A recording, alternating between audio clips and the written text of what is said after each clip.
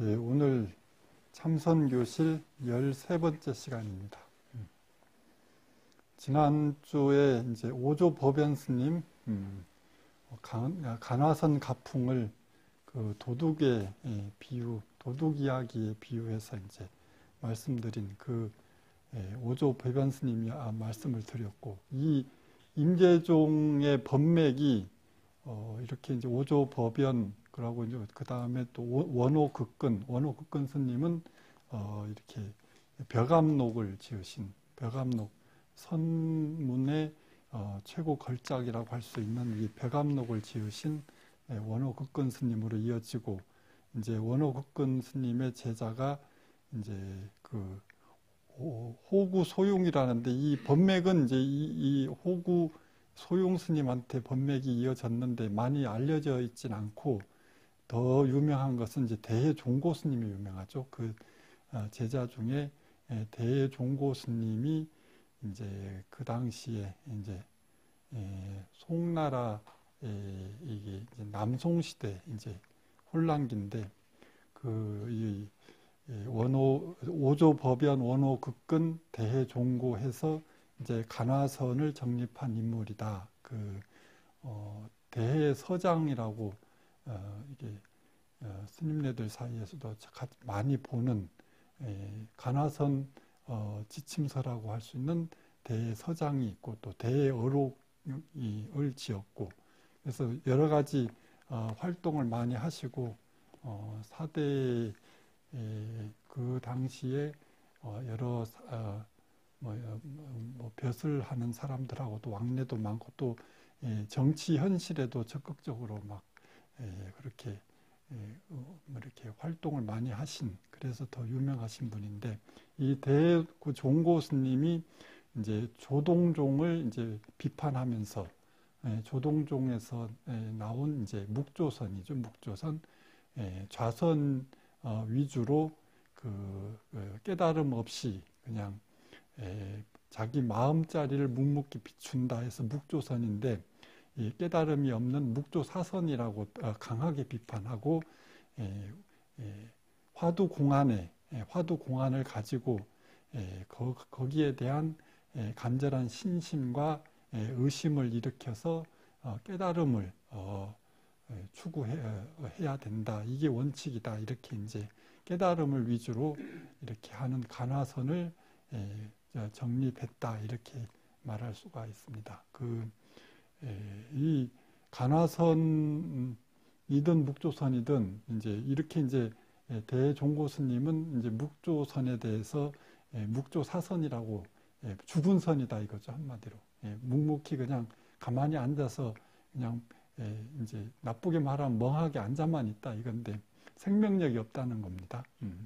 근데 우리가 지금 이렇게 오늘날의 두 가지를 이제 객관적으로 이렇게 보면, 제 입장에서는 간화선이든 묵조선이든 어떤 방법이든 마음자리를 제대로 들어갈 수 있느냐 없느냐의 문제지, 뭘 하든 간화선도 이게 이제 의심 없이, 그냥 간절한 마음 없이 의심 없이 그냥 멍하게 앉아 있으면 똑같거든요. 그것도 크게 이제 이게 묵조사선이라고 비판할 그런 입장도 못 되는 그런 이렇게 되고 마는데, 결국은 간화선이든 묵조선이든 가장 중요한 핵심은 간절한 마음에 있다. 간절한 마음. 이 간절한 마음이 왜 중요하냐? 우리 중생 생활, 이 중생의 한계를 인식해야 된다. 중생의 한계가 이제 고를 제대로 인식하는 거거든요. 우리 사는 이 현상계, 중생계는 항상 이게 무상하고 무하다. 부처님 이래로 우리가 사는 이 중생계는 본질이 무상하고 무아이기 때문에 항상 변화하고, 그래서 실체가 없다. 그래서 그렇기 때문에 마음이 거기에 끄달리게 되면, 중생은 이게 마음에 욕심이 있기 때문에 거기에 끄달리지 않을 수가 없잖아요. 그래서 이제 끄달리게 되면 이제 허망한 그런 이제 삶이 되고 이러한 이게 고를 제대로 인식하고 이걸 벗어나기 위해서 그러려면 간절한 마음을 일으켜야 된다. 그래서 거기서 벗어나려고 이제 하는 것이 그렇게 해탈, 열반 해탈 그런 자유로움을 추구하는 것이 수행하는 마음의 기본 자세다. 이렇게 말을 할 수가 있습니다. 중요한 것은 뭐를 하든 가나선이든 묵조선이든 뭐를 하든 이런 간절한 마음에서부터 출발해야 되고 간절한 마음은 어디서부터 되느냐? 이거는 이제 우리가 살아간 이 중생 현실 세계가 항상 영원하고 행복하면 얼마나 좋겠습니까? 그런데 그렇지가 못하고 항상 이 본질이 무상하고 무아이기 때문에 거기서 허망한 마음을 일으켜서 거기에 대한 벗어나려는 간절한 마음을 일으켜야 된다. 그게 이제 수행하는 신심이죠. 이제 우리나라하고 이 간화선이 어떻게 연결이 되느냐? 이제 대종고 스님이 대서장도 지으시고 대어록을 지으셨는데 우리 이 고려 시대에 보조국사 진울 다 아시는 보조국사 진울이 이 대해 스님의 어록을 보시다가 깨달음을 얻게 되었다 이렇게 이야기를 합니다. 그래서 이 대종고 스님하고 우리나라 이 고려 시대의 보조국사 진울 스님하고 그렇게 또 연결이 되고 이제 이렇게 임재종의 법맥이 쭉 이어져 내려와서 원나라 시대 이제 송나라 지나고 이제 원나라 시대에 와서 그 서곡 청공 스님이라고 계십니다. 이게 이제 임재 스님의 이제 18대 법손이라고 하는데 이 서곡 청공 스님에게 우리나라 이 고려 말에 태고 보우 선사가 있죠. 태고 보우 국사가 이제 서곡 청공 스님을 찾아뵙고 이제 인가를 받고 가사와 주장자로 이제 법에 상징하는 그런 가사와 주장자를 전수받고 이렇게 이제 우리나라에 들어와서 공민왕 때 왕사 국사가 되시고 왕사고 우리나라 고려 말 공민왕 때 왕사 국사가 되시죠. 그렇게 이제 우리나라 그 태고 보우 선사에 의해서 그래서 이제 서곡 청공 스님한테 이렇게 그 법을 전수받고 그래서 이제 그 가사와 주장자를 전해주면서 이제 불법이 동방으로 가는구나 이제 이렇게 한탄을 하셨다고 합니다.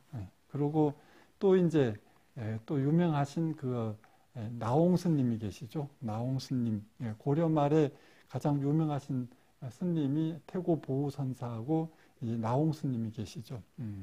이 나홍 스님도 이제 이게 원나라에 또 들어가셔서 인도에서 쭉 이게 또 법을 전해받은 지공 스님이라는 분한테도 인가를 받고 또 이 서곡 청공 스님의 이제 같은 그건 도반격인 그런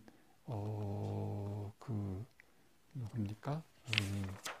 평산 철임 선사한테 또 인가를 받고 와서 또 이제 나홍 스님도 공민왕 때 이제 왕사로 책봉되고 그리고 저 양주 회암사라고 있습니다. 거기 이제 주석을 많이 하시고 그랬었죠. 우리가 이제 많이 알고 있는 이 나홍 스님은 이게 청사는 나를 보고 말없이 살라 하고 창공은 나를 보고 티 없이 살라 하네. 탐욕도 벗어놓고 성냄도 벗어놓고 물같이 바람같이 살다가 가라 하네. 이게 다 아시는 이 시죠. 이게 이제 나홍 스님의 시라고 이제 알려져 있는 겁니다. 그 나홍수님이 저 영덕 출신이라고 그래요. 경상도 영덕 출신이고 20세 20살 되던 해에 가장 친한 친구가 이제 어떻게 일찍 죽었는 모양입니다. 그래서 이제 친구가 죽고 나니까 이 마음이 진짜 어떻게 뭐 허망한 마음이 들어서 이리저리 떠돌아다니다가 이게 이제 우리 사불산 대승사위의 묘저감이 있잖아요. 그때는 이제 공덕산 공덕산 묘저감에서 이제 요연 스님이라고 계시는데 그 요연 스님을 은사로 그렇게 이제 출가를 했다. 그러니까 이 나홍 스님은 이렇게 우리하고 엄청 이렇게 친근감이 있는 그 묘저감에서 출가하시고 그래서 이제 원나라로 가서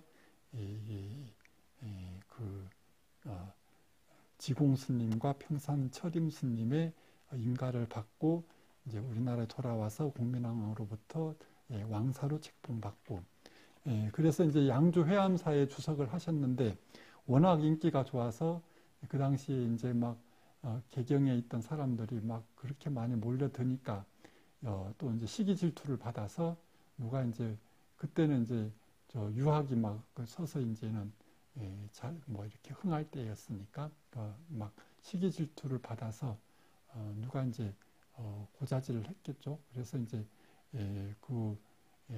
저 밑으로 밀양 쪽으로 이제 옮기라고 이제 왕명으로 옮기라고 해서 밀양으로 가시다가 우리 저 여주 신륵사 있죠.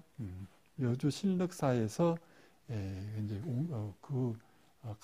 가시는 중에 여주 신륵사에 묵으시다가 거기서 돌아가셨다. 56세에 일찍 돌아가셨죠. 이 이제 나홍 스님의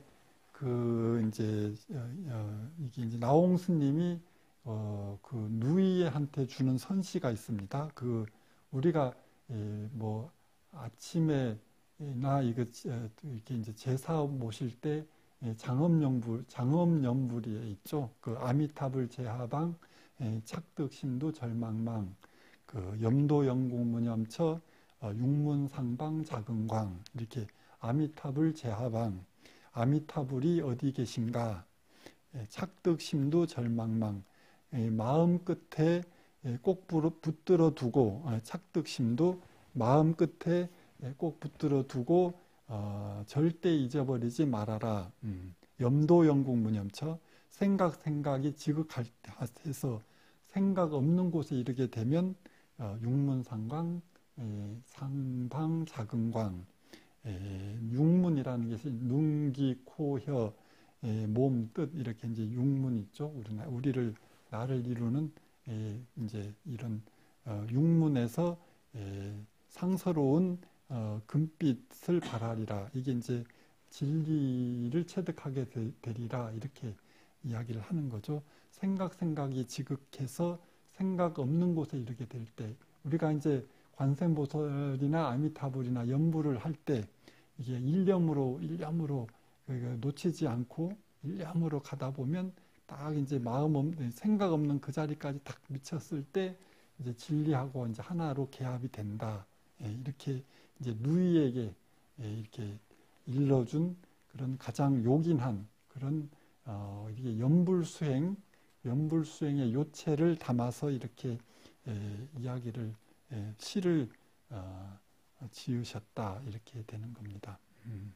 우리가 이제 이제 선종을 위주로 이렇게 이야기를 하는데 이렇게 이제 아미타불 이게 이제 정토 신앙이죠.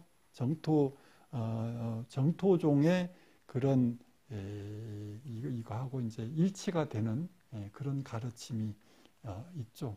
보통은 이제 이렇게 이제 참선, 간화선만 이렇게 주장하고 참선이 최고다 이렇게 이야기를 하는데 뭐를 하든 이치는 원리는 똑같은 거거든요. 뭐를 하든 뭐 화두를 들고 하든 아니면 관세음보살 아미타불을 하든 그게 이제 착득심도 절망방 염도영국무념처 그러니까 마음 끝에 꼭 부러뜨고 일념으로 이렇게 하다 보면 그 생각 없는 생각이 일어나기 전에 거기를 딱 이렇게 하나가 개합이 되면 그게 바로 이게 이제 깨달음의 진리의 세계로 가게 된다. 이렇게 이제 그 영불수행의 요체를 다 이렇게 한마디로 딱 말씀하신 아주 진짜 좋은 말씀이죠. 그래서 우리가 이제 선종과 정토종이 하나다. 그래서 선정일치라고 합니다. 뭐 참선할 때 선정이 아니고 선과 정토, 선종과 정토가 하나다. 선정일치. 그래서 거기서 나오는 게 이제 우리가 이제 서방정토 극락세계라고 하는데 실제로 뭐 서쪽에 극락세계가 따로 멀리 뭐 10만억 뭐 10만 8천 리에 이렇게 이제 서방정토가 있다고 하는데 그렇게 이제 외적으로 따로 떨어져 있다고도 이야기를 하고 중요한 건 이제 자성미타 이게 유심정토라고 하죠. 자성미타 아미타불이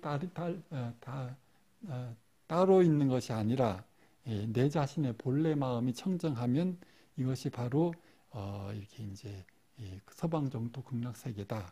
마음이 청정하면 이것이 바로 자성의 서방정토다. 이것을 또 육조 스님도 이렇게 말씀하신 겁니다. 마음이 청정하면 극락 정토가 따로 있는 게 아니라 내 마음이 청정하면 그것이 바로 서방정토 극락세계다.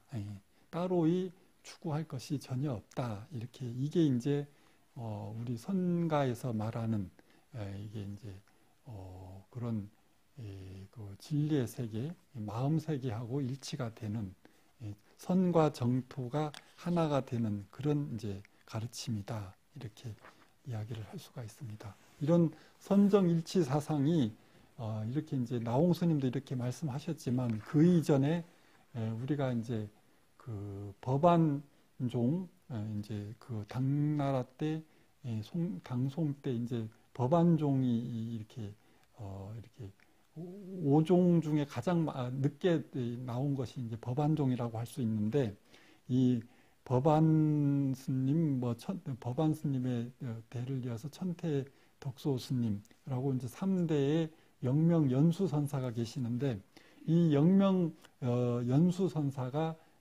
송나라 말기에 법안종의 3대 조사가 되면서 정토종의 6대 조사가 또 됩니다. 그래서 이 영명 연수 선사가 엄청 유명하신데 이 이제 법안종 선종과 정토종의 이제 또 이렇게 이제 하나로 선정쌍수 이렇게 이제 선종과 정토종의 통합을 이루신 그런 사상을 많이 펼쳐서 이 정토종을 민간에 많이 보급을 했다 이렇게 이야기를 합니다. 우리가 이게 이제 수행을 한다고 했을 때 뭐 화두를 들고 열심히 해서 화두는 무조건 거기 화두에 대해서 뭐 이렇게 뭐 조주무자든 뭐 이목고든 뭐 정전백수자 무슨 여러 가지 화두 중에서 뭐를 하든 거기에 이제 의심이 생겨야 되는데 그게 사실 생기기가 참 어렵거든요. 생기면 그게 어떤 것도 비교가 안 되는 가장 훌륭한 좋은 수행이라고 할 수 있는데 의심이 생기지 않는 화두를 붙들고 막 그냥 무작무작 뭐 이게 시간만 보내면은 별 큰 이제 효과가 없다. 차라리 이제 이런 정토에서 말하는 아미타불을 외적으로 찾지 말고 내 마음에서 이렇게 그걸 간절히 이게 찾아서 그거하고 하나가 되면 염도영국 무념처 결국은 수행의 요체는 이거거든요. 생각 지극해서 그 생각 없는 곳에 이르게 되는 거기 이렇게 그렇게까지 그런 수행을 하는 데 있어서 오히려 더 이게 일반인들이 수행하기에는 더 이렇게 더 현실적이다 이렇게 말할 수가 있습니다. 우리가 이제 이런 이 중국이 그래서 지금 현재 뭐 중국 불교를 대만 불교도 그렇고 이제 뭐 다른 여러 가지 종파도 있지만 거기서 이게 하는 것이 주로 연불시수거든요. 연불하는 이놈이 무엇인가. 그래서 정토하고 선종하고의 하나로 된 그런 수행법이라고 할 수 있는 연불시수, 연불하는 이놈이 무엇인가. 아미타불을 하든 관세음보살을 하든 이렇게 이제 이렇게 연불하는 자기 본래 자기의 그걸 갖다 관에 들어가는 그런 수행법이 훨씬 더 현실적으로 지금 많이 이렇게 중국이든 대만이든 그게 가장 지금 많이 하고 있고 지금 일반 신도분들도 이런 식으로 하는 것이 훨씬 더 효과적이지 않나 이렇게 이제 생각을 합니다. 우리가 뭐를 하든 간에 이제 간절한 마음을 내야 되는데 화두에 대한 뭐 의심도 안 생기고 이게 간절한 마음이 잘 안 생기기가 어려운데 우리가 이제 연불을 하면 관세음보살을 하든 아미타불을 하든 그 간절한 마음을 내기가 더 이게 쉽거든요. 저도 요새 이제 이게 이제 뭐 아침마다 이렇게 또 낮에 이렇게 연불을 이렇게 관세음보살을 하면 그게 이제 제가 이제 예전에는 연불을 할 때 별로 이제 마음을 별로 안 실어서 했는데 요즘 하면 할수록 그냥 건성으로 막 계속 그냥 입으로만 그냥 관세음보살 해서는 별 이게 뭐 이렇게 수행하고 연결이 되기는 어려운데 관세음보살 하면서 관세음보살 하는 이게 자기 본래 마음 그걸 갖다 항상 관하면서 하면 그게 바로 선하고 같이 이어지거든요. 그래서 우리 보살님들도 연불 하실 때 그냥 막 뭐 이거 뭐 이루어 주십시오 하면서 그냥 그렇게 기도하지 말고 기도 이제가 이제 수행하고 연결이 되려면 그 하는 그 자기 본래 자기 마음자리를 항상 보면서 거기를 초점을 두고 연불을 하면 훨씬 더 힘이 있고 전혀 이렇게 일념이 되기가 훨씬 더 좋다고 이렇게 생각을 합니다. 그리고 보통 우리가 뭐 참선자, 의단, 동로, 연불자, 삼매, 현전, 강경자, 해안통도 이런 말을 많이 하잖아요. 축원할 때도 그렇고 참선한 사람은 이제 간절한 의심이 일념이 돼서 의단이 동로가 돼야 되고 연불하는 사람들은 이제 삼매로 연불 일념이 되기가 되도록 해야 되고 강경하는 책 보는 사람은 이제 해안이 열려야 된다 이렇게 되는데 연불하는 것도 이렇게 이제 우리가 이제 이게 삼매 현전이라고 삼매가 이렇게 일념이 연불 뭐 이게 일념이 되면은 그래서 이제 이 삼매에 대해서도 누구는 이제 그런 스님 진짜 열심히 하시는 분 몇 시간씩 하는 사람들이 있거든요. 몇 시간씩 막 서서 하면은 몸이 붕 뜬 것처럼 그렇고 막 자기를 잊어버린대요. 그러면은 이제 몇 시간이고 얼마나 갔는지도 모르고 이렇게 하시는 분을 이렇게 들었는데 그런 스님은 이제 뭐 누구는 진짜 뭐 힘 받았다, 뭐 등력했다 이렇게 이야기를 하는데 이것도 이제 냉정하게 잘 봐야 됩니다. 이게 무조건 그렇게 된다고 다 좋은 게 아니라 이게 깨어있는 마음으로 자기를 봐야 되거든요. 근데 연불하는 이놈을 항상 관하면서 이렇게 연불을 해도 항상 깨어 있어야 되는데 삼매의 이게 가장 핵심은 이렇게 깨어 있는 마음으로 보면서 마음이 일념으로 돼야 되는 건데 그 이제 몇 시간이 지났는지 모르고 이제 내가 이렇게 내가 없는 뭐 그런 뭐 이렇게 내가 사라지고 시공이 없어지는 뭐 이렇게 초월적인 세계를 이야기하는 사람들이 있어요. 아까 몇 시간이 막 어떻게 지나갔는지 모르고 지나갔다 뭐 이렇게 이야기하면은 사람들이 와 대단하다 이렇게 이야기를 하기 쉬운데 오히려 저는 그런 것이 더 이게 이제 좀 위험할 수가 있다.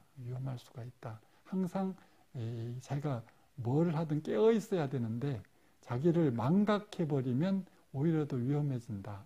그렇게 이게 이제 엄청 중요한 예, 바른 길로 수행을 해 들어가느냐 아니면 이렇게 좀 어떤 경계에 빠지느냐 이걸 항상 조심해야 되고 또 그런 일이 생길 때는 지도하는 공부하시는 스님한테 점검을 받아서 자기가 이제 바로 제대로 하고 있는지를 항상 점검을 잘 해야 된다. 안 그러면 자기는 잘한다고 막 몇 시간 뭐 그냥 뭐 연불일념으로 해서 삼매에 들어갔다고 이렇게 큰 소리를 막 뻑뻑 쳐도 그게 오히려 위험할 수가 있다. 이렇게 이야기를 할 수가 있습니다. 이런 부분들을 다 수행을 하려면 제대로 하려면 항상 이렇게 이제 이렇게 지도를 잘 받아야 되는 겁니다. 뭣도 모르고 자기 하는 대로 하다가 잘하는지 잘못하는지 열심히는 하는데 엉뚱한 대로 또 이게 빠지는 경우가 워낙에 많아서 그렇게 이제 그런 것들을 조심해야 되고 이렇게 이제 또 그 고려 말에 여기 태고 보우 스님하고 나홍 스님이 계시고 이 나홍 스님의 제자가 이제 무학대사죠. 무학대사가 이제 그 나홍 스님에게 법을 이어받고 그리고 이제 조선 건국 이성계를 도와서 여러 가지 조선 건국에 큰 힘을 하는 이렇게 역할을 하는 그런 무학 스님이 계시고 이렇게 이제 무학 스님으로 해서 이제 또 이어져서 이제 벽계 정심선사가 있습니다. 이제 벽계 정심선사는 연산군 시대에 이 연산군이 이제 불교를 억압하고 절을 막 파괴하고 불상을 없애고 승려들을 강제로 환속시키고 이렇게 이제 그런 거를 범난이라고 하는데 이 연산군이 이렇게 이제 뭐 승려들을 강제로 환속을 시켜버리고 이래서 이제 불교를 거의 이제 막 그렇게 폐불 하는데 이거를 피해서 이제 황학산 있죠? 영동 그 황학산 자락에 영동 물한리에 들어가서 오두막집을 짓고 그렇게 이제 시봉하는 여신도를 하고 이제 같이 사는 것처럼 이렇게 하면서 거기서 이제 나무하고 이렇게 이제 이렇게 살고 계셨는데 그 이제 벽계 정심선사를 이제 벽송지엄선사가 찾아가서 이렇게 이제 3년을 시봉하면서 이렇게 이제 도가 뭡니까 이렇게 물으면 부처가 뭡니까 부처의 가르침이 좀 일러주십시오 도가 무엇입니까 이렇게 끊임없이 막 쫓아다니면서 물어도 나는 바쁘다 지금 뭐 나무 한 뒤에 가르쳐 주겠다 이러고 이렇게 이제 오늘은 피곤하니까 내일 가르쳐 주겠다 이렇게 계속 이렇게 3년을 갖다 끌어가지고 이러니까 이제 이 정심 벽송 스님이 벽송 지엄 스님이 이렇게 이제 도저히 이제 3년간 이제 버티다가 아이고 더 이상은 이제 뭐 이런 식으로는 못 있겠다 해서 이제 그 보살한테 아이고 제가 여기서 이렇게 이제 맨날 첫날 나무하고 이게 뭐 이렇게 뭐 이렇게 머슴살이 하러 온 게 아니고 저는 수행하러 왔는데 도를 배우러 왔는데 맨날 이렇게는 더 이상 못 살겠습니다. 이렇게 이제 떠나가는 겁니다. 그랬더니 이제 벽계 정심선사가 돌아와서 보니까 이가 이제 가고 없으니까 쫓아가가지고 이렇게 이제 이게 이제 이게 그 벽송 스님이 도를 안 가르쳐 준다고 화가 나서 떠나가 버렸다고 하니까 내가 왜 안 가르쳐 줬나 지가 그걸 못 받아들였지 이러면서 그 자고 나서 인사를 할 때도 받아주었고 산에 가서 나무할 때도 가르쳐 줬고 이 밖에 이게 중요한 겁니다. 이 밖에 특별히 따로 도가 없다. 있다면 그건 도가 아니고 번뇌다. 이렇게 이야기하면서 이제 쫓아가가지고 야 이놈아 이러면서 내 법 받아라. 이 순간에 이제 깨쳤다는 겁니다. 그래서 이제 깨치는 거는 그렇게 한순간인데 이 벽송 지엄선사가 저거 지리산 가면 벽송사 있잖아요. 거기 가서 이제 또 벽송사를 중창을 하고 거기 주석하시고 이렇게 해서 조선시대에 연산군 때에 이제 벽계 정심선사, 또 벽송지엄선사, 이제 벽송지엄선사의 제자의 제자 이렇게 이어지면서 그 유명한 서산대사, 그 청허 휴정 스님이죠. 예, 서산대사가 나오고 서산대사의 제자로 이제 그 사명당이 있고 사명당과 이제 편양 엄기선사가 있는데 보통 이제 법력이라고 하면 그 당대에 가장 이제 뭐 누구도 이렇게 따라갈 수 없는 그런 사명당이 계시는데 정작 법은 그 편양 엄기선사한테 넘어 이어졌다. 그 이유를 예전에도 한번 말씀드린 적이 있는데 보통 이제 그 편양 엄기선사가 이제 사명당은 그 이제 임진왜란 때 살생을 많이 해서 이제 법맥이 일찍 끊어졌고 편양 엄기선사가 그 당시에 막 그 전쟁이 끝나고 난 뒤에 그 혼란한 때 그 막 그냥 얼마나 막 다친 사람도 많고 거지도 많고 엉망진창이었을 때 그 뭡니까 그 평양성 그 성 밖에다가 운막 이제 거지들을 다 이제 거지 대장이 돼가지고 거지들을 다 이렇게 이끌어주고 거기서 이제는 어떻게 잘 그 진짜 참 몸으로 다 솔선수범해서 그 사람들을 다 이렇게 잘 지도해주고 이렇게 엄청난 그런 덕을 많이 쌓으신 분이고 그래서 이 편양 엄기 스님의 이게 그렇게 해서 이제 쭉 법맥이 또 이어져서 이게 이제 경허 스님까지 이어졌다 이렇게 되는데 지금은 또 이제 이 법이 또 이제 뭐 이렇게 해서 쭉 뭐 이어진 게 지금 뭐 북송담 남진제 가지고 지금 진제 스님이 몇 대 몇 시대 78대라든가 뭐 잠깐 자기 법을 어떻게 전해받았다고 이제 말씀하시는 게 그건데 사실 이렇게 경허 스님 이전부터 우리나라 이게 편양 엄기선사로부터 내려오던 법이 뭐 끊어졌다고 그래요. 언제 어떻게 끊어졌는지도 모르게 끊어졌는데 이거를 막 경허 스님 때 그래서 이제 경허 스님이 따로 스승 없이 그렇게 혼자 깨쳐서 여러 가지 진짜 어렵게 그렇게 수행을 하시고 여러 가지 시행착오 기행을 하시다가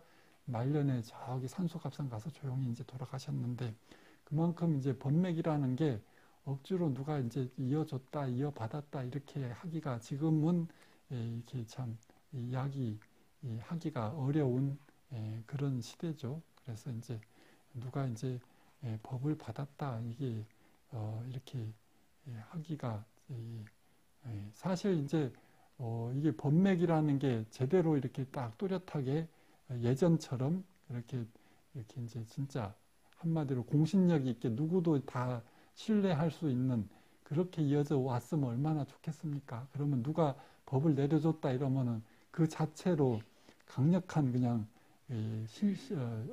신뢰가 신심이 나는 거잖아요. 그게 이제 힘인 법력이고 힘인데 그렇게가 지금 되지 않아서 여러 가지 이게 이제 혼란스러운 것들이 많죠. 누가 이제 내가 깨달았다 해도 누가 그걸 증명해 줄 사람도 없고 큰 소리 치는 사람이 이제 대빵이라고 하듯이 지금 그런 시대가 돼서 오히려 더 혼란스러운 지금 현실인데 중요한 것은 이 법을 받았다 이게 하는 것도 사실 좀 이게 보면은 상당히 세속적인 것 같아요. 실제로 마음을 깨닫고 안 깨닫고는 이심전심으로 해서 깨달은 사람이 이제 알 수 있는 것이고, 그러고 스스로가 아는 거고, 그리고 이야기해 보면, 저 사람 진짜 공부가 된 사람이구나, 아니구나를 갖다가 스스로도 알고, 그렇게 이제 마음을 아는 사람만이 그걸 갖다가 알 수 있는 건데, 내가 이거 법을 이어받았다 이렇게 큰 소리 친다고 해서 될 문제가 아닌데, 오히려 더 그렇게 주장하면 오히려 더 세속적이지 않나, 이렇게 이제 이야기를 할 수가 있습니다. 우리가 달라이라마도 지금 현 달라이라마가 14세인가 그렇게 될 겁니다. 14세.